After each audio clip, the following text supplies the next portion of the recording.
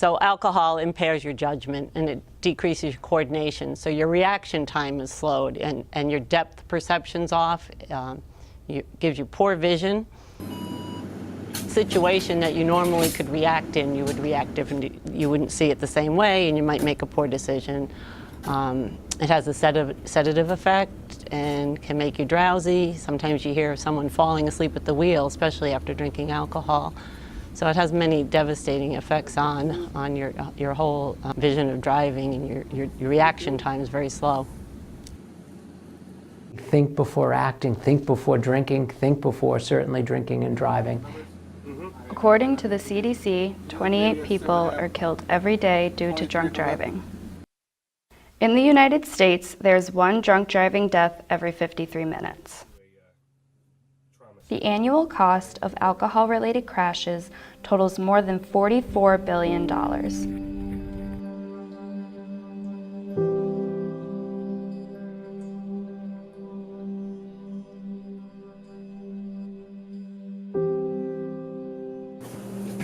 About how many accidents do you respond to that involve drinking and driving? I'd say about 90% of our accidents. Unfortunately, I'd say about 50% of the accidents we respond to are underage.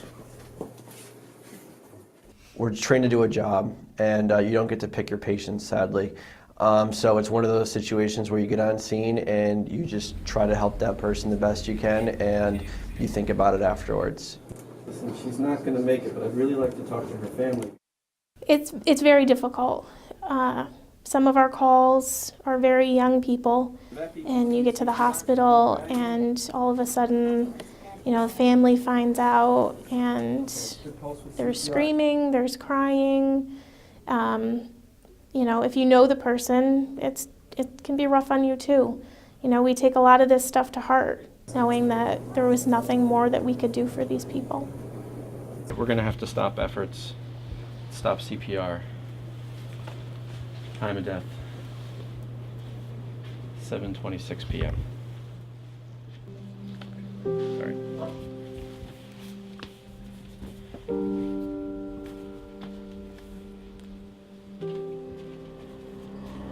On April 4th, 2015, at around 1 a.m., 3 friends were on their way home after a typical Friday night of hanging out and drinking. The 3 had been inseparable since high school and continued to be close friends. They never imagined that getting into the car that night would be the last decision that one of them would ever make. When I heard about the accident, it was early morning. Probably, I'd say the phone call came in around 7 o'clock in the morning. And it was this person I know, but I'm not really close to this person. I just know her. And she was like, she told me that Garrett had got killed in a car accident. I was like, what? What are you talking about? I was like, huh? I couldn't believe it, And, I felt, it was like I was just waking up. I woke up to this phone call. And that's the news I got when I woke up, that he had gotten killed in a car accident. And I was in shock. I was just, very emotional, hit my knees. Many favorite memories. However, the one that sticks out the most was Garrett was in one of my fiction classes and had inadvertently fallen asleep on his book. And I wandered over and I tapped on him and asked him what he was doing. He looked up at me with that wonderful smile and had no idea he'd literally fallen asleep and drooled a little bit on my book. And I teased him relentlessly about the rest of the year that he owed me a new book for leaving his DNA all over my book. But he gave me the biggest Garrett smile ever, and that's what I will always, always remember about Garrett, is that just unenduring smile. It affects all of us, no matter who it is, whether it's one death or how many there are. I think because we're such a close-knit community and our school community is very close, that it does affect all of us. My favorite memory of Garrett is his omnipresent smile, which was in effect one fall Friday night where he was coming off the football field, sweaty. We had just lost a tough football game, but there he was, still smiling, realizing that he was living life and enjoying it. It's kind of like a really, really big blow to the community, like a bomb, like an atomic bomb, man. It was just devastating, and it was. I think it made people aware.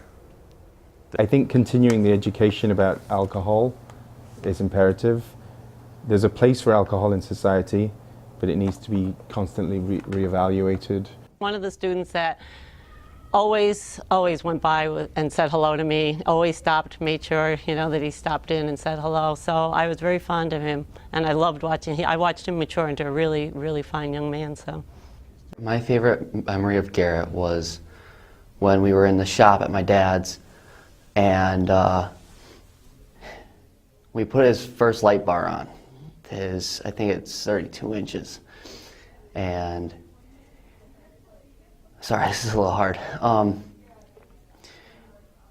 We installed it, got it all hooked up and wired up, and me, Matt Moriarty, and my dad were all in front of the car, all in front of the truck, and we put down the hood, and we hear from behind, "Hey guys, look at this!" And all three of us turn around, and he flips on a switch, and let me tell you what, that light was brighter than bright. But that was a good night. I would just tell him I loved him. I don't think I would say anything. I don't think I would, I would just tell him that I loved him. Absolutely. Can you give like a specific example of what you've told your sons about drunk driving? Yeah, I said that, that it's very important to me for you to be here with me next day and beyond.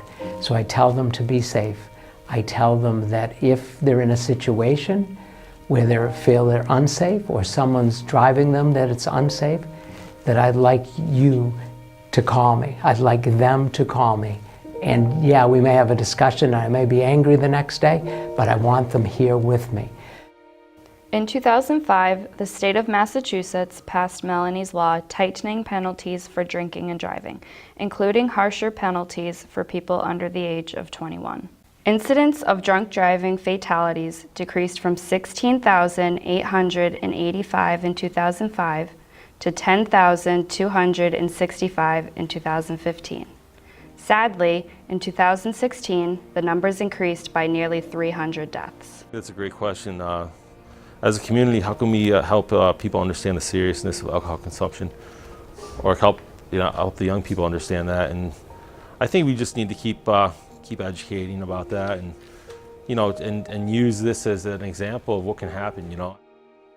You have friends, and you take care of your friends. So I think if you avoid the issue, you're doing them more damage than good. So you have to be mean and brutally honest. I have another friend in Brooklyn who doesn't talk to me anymore because basically every time I saw him, I told him he needed to stop drinking, so he got bored of me. But what does the group think? What are teenagers thinking? What do they do? Because you're living in that world. And that world sometimes is a secretive world to the assistant principal of a high school, or even to a parent. And how will you guys, the thing is, empower one another to stay safe?